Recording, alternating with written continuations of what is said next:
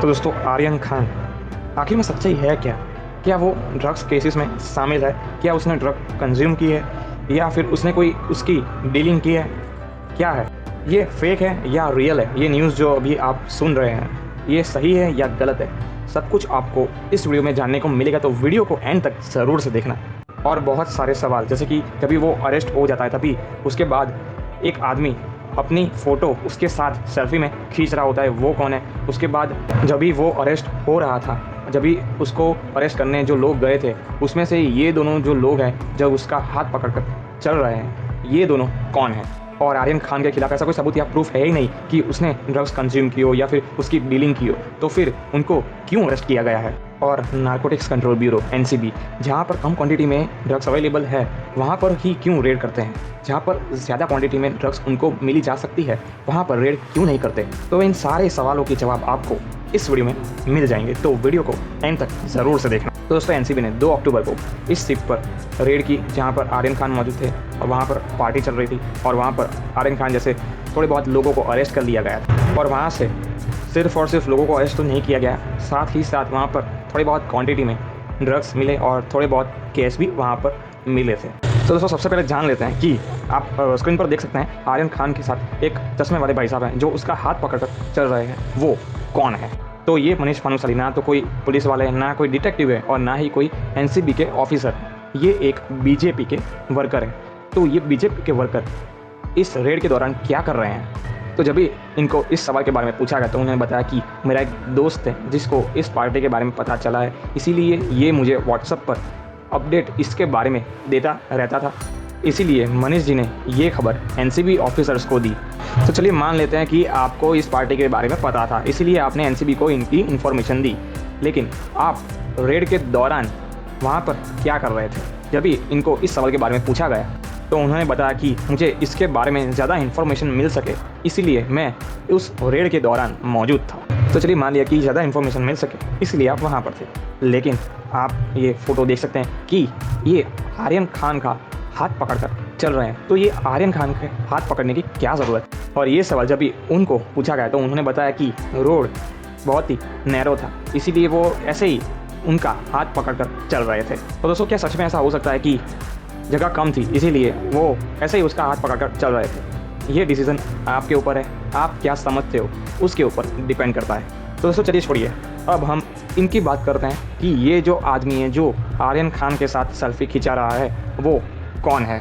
तो दोस्तों आप ये फ़ोटो देख सकते हैं कि ये आदमी आर्यन खान का हाथ पकड़कर रेड के दौरान आर्यन खान का हाथ पकड़कर चल रहे हैं। तो दोस्तों ये कौन हो सकता है? तो दोस्तों इनका नाम KP गोसावी है। ये सोशल मीडिया से पता चलता है कि ये एक डिटेक्टिव है और पहले एक जॉब प्लेसमेंट कंपनी के मालिक रह चुके हैं। और सोशल मीडिया के फ़ोटो से पता चलता है कि इनकी मीटिंग सीनियर एनसीबी ऑफिसर के साथ भी हुई थी। और एक गजब का ट्विस्ट भी है इस कहानी में कि जब भी मनीष भानुशाली को हम KP गोसावी के बारे में कुछ पूछते हैं तो वो बोलते हैं कि मैं उनको जानता ही नहीं हूँ, जबकि ये दोनों रेड के दौरान ऑफिस से साथ में बाहर निकलते हुए दिखाई दे रहे हैं। और सोशल मीडिया पर एक फ़ोटो भी है जिसमें ये दोनों साथ हैं। तो फिर मनीष भानुशाली ऐसा क्यों कह रहे हैं कि वो KP गोसावी को नहीं जानते? तो चलिए छोड़िए इन बातों को।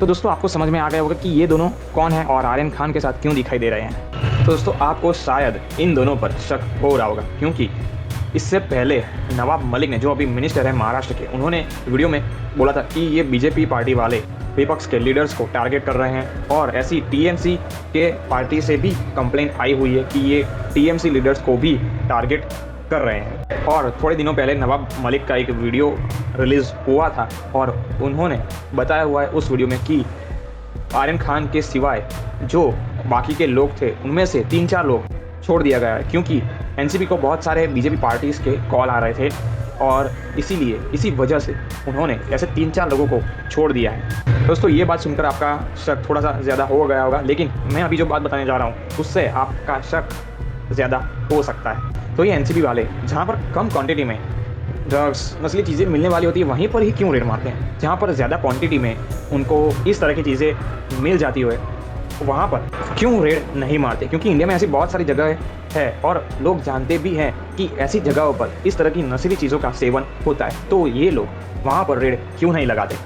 और ये लोग जो कम क्वांटिटी में इस तरह की चीज़ों का सेवन करते हैं उनको ही क्यों पकड़ते हैं, और जो लोग इस तरह की चीज़ें बेचते हैं उनको क्यों टारगेट नहीं करते, उनको क्यों नहीं पकड़ते।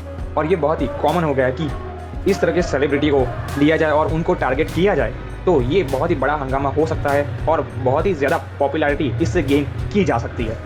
तो दोस्तों आप समझ गए होंगे। तो दोस्तों ये सारी तो एक इन्फॉर्मेशन है जो मुझे आप तक पहुंचानी थी, लेकिन अब कुछ सिखाने भी वाला हूँ स्पिरिचुअलिटी के बारे में, अध्यात्म के बारे में, भगवत गीता के बारे में, सच्चाई के बारे में, ट्रुथ के बारे में, कि ये शाहरुख खान की फैमिली को इस तरह से परेशानियों का सामना क्यों करना पड़ रहा है। कोई भी गलत काम ना किया हो, अगर निर्दोष भी है, फिर भी वो क्यों गुनहगार की तरह देखा जाता है, वो क्यों दोषी कहलाता है, उनको ज़्यादा तकलीफ़ें क्यों झेलनी पड़ रही, इस तरह का दुख क्यों भुगतना पड़ता है। दोस्तों ये एक लॉ ऑफ कर्मा का कंसेप्ट है। जो भी जीव दुख भुगत रहा है उसकी ही गलती होती है, ठीक है। चाहे उसने वो गलत काम किया हो या ना किया हो, वो दोषी हो या निर्दोष हो, वो जो कोई भी हो, जिस भी तरह का जीव हो, उसे वो दुख तो भुगतना ही पड़ता है। तो दोस्तों अब शाहरुख खान की फैमिली की बात करें, वो इस तरह का दुख क्यों भुगत रही है, इसीलिए भुगत रही है ताकि इन सभी लोगों ने अपने पिछले जन्म में इस तरह के कर्म किए ही होंगे, तभी जाकर इस जन्म में इन लोगों को इस तरह का दुख भुगतना पड़ता है, चाहे वो दोषी हो या फिर निर्दोष हो।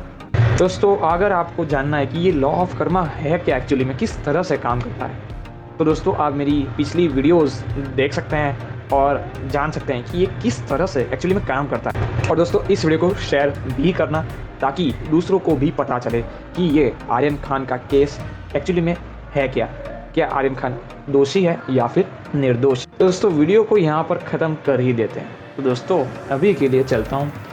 Thank you for watching this video.